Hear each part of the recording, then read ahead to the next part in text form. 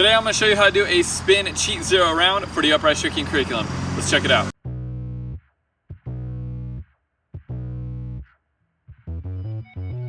I'm Anthony Medina and welcome to Upraiz Tricking. The channel's all about helping you build a solid foundation for your tricking so that you can excel at the sport. If you're not sure how to do a spin cheat zero round, hopefully this video can help. And before continuing this video, I recommend that you have your spin pop zero round. If you do not, you can click right there for that tutorial. When you start this move, you're going to be starting in a backside stance looking forward at your target. You're going to then step around with your back foot into a frontside cheat, jump and throw your round kick, and then finish the move by landing in a frontside stance.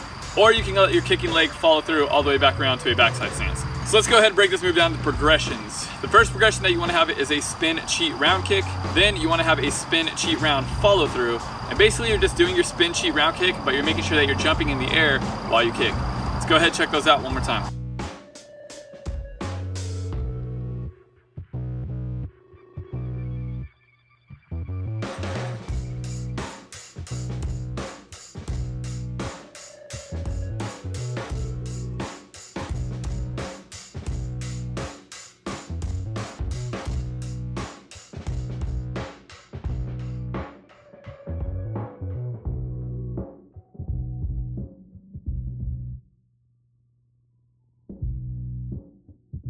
Thank you for watching this tutorial. If you enjoyed the video, go ahead and leave a thumbs up and subscribe to the channel.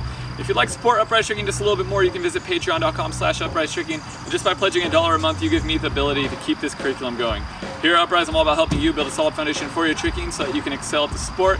Next, we'll be getting into a spin swing zero round kick. It'd be awesome to have you with us. Stay motivated, keep growing, Upraiz.